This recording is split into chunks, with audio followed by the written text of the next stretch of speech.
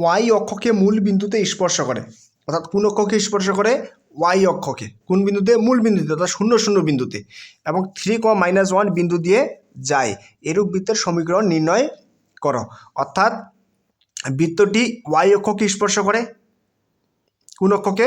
Y অক্ষকে স্পর্শ করে। কোথায়? মূল বিন্দুতে, এবং 3, -1 বিন্দু দিয়ে যায়। অর্থাৎ বৃত্তটি 3, -1 বিন্দু দিয়ে যায় এবং 0 0 অর্থাৎ মূল বিন্দু দিয়েও যায়, এবং সাথে সাথে ওয়াই অক্ষকেও কি করে? স্পর্শ করে। তাহলে আমরা ধরে নেই যে মনে করি বৃত্তটির সমীকরণ x² + y² + 2gx + 2fy + c = 0। এটা 1 নম্বর ইকুয়েশন দিলাম। এবং এই এক বৃত্তটি কোন অক্ষকে স্পর্শ করে? ওয়াই অক্ষকে স্পর্শ করে। ওয়াই অক্ষকে স্পর্শ করে।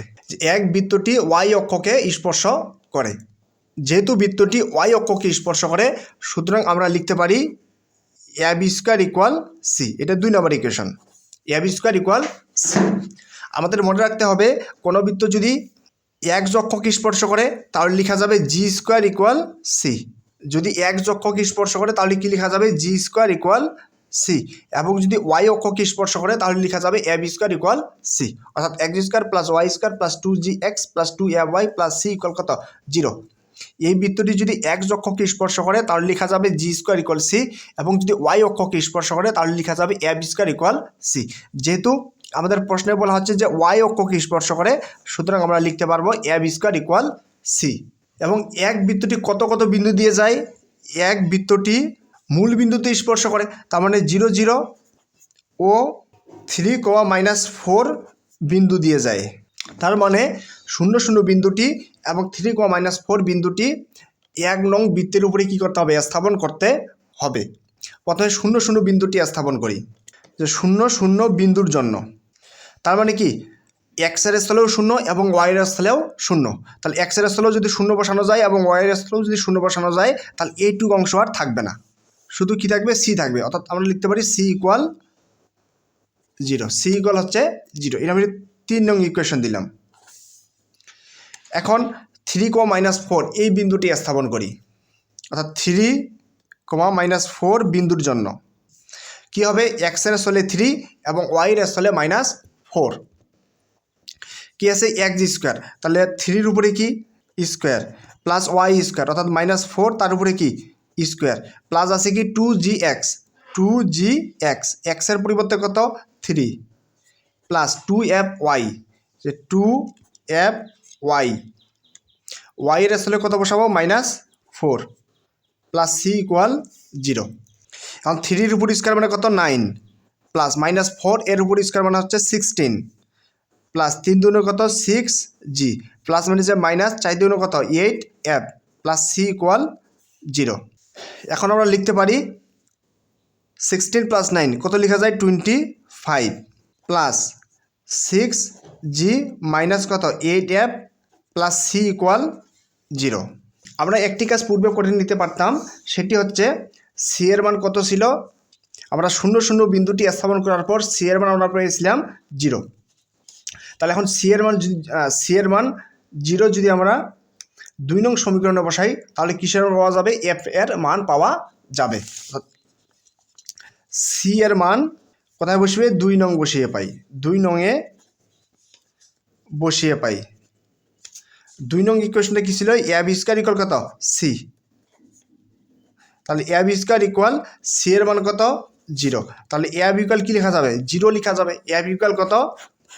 0 লেখা যাবে। অর্থাৎ c এর মান 0 এবং f এর মানও 0। তাহলে 25 প্লাস 6g মাইনাস 8, f এর মান কত? 0। আবার c এর মানও কত? 0 = কত? 0। কারণ কি?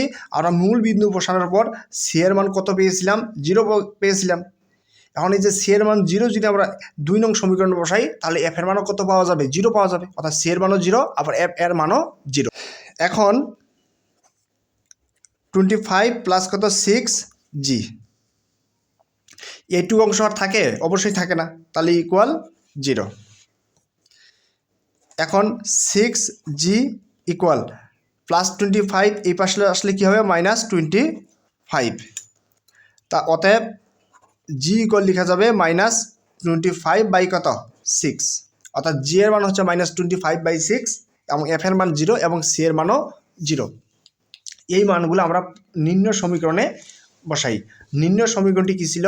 নির্ণয় সমীকরণটি ছিল x² + y² + 2gx + 2fy + c = 0, যে জি, এফ ও সি এর মান 1 নংয়ে বসিয়ে পাই। তাহলে কি x² + y² + 2g এর মান কত? জি এর মানটা হচ্ছে -25/6, জি এর মান হচ্ছে -25/6, আর কি থাকে? x থাকে, প্লাস 2fy, এফ এর মান কত? 0y, প্লাস সি এর মান কত? 0 ইকুয়াল কত? 0। এখন কি লেখা যাবে? x² + y² প্লাস মাইনাসে মাইনাস 25x বাই কত? 3 দুগুণে কত? 6, অর্থাৎ নিচে কি লেখা থাকে? আর 3 থাকে। 3 দুগুণে 6 কাটাকাটি করার পর প্লাস 0-এর সাথে যেগুলোর সংখ্যা গুণ দিলে 0 হয়, প্লাস কত? 0 থাকে।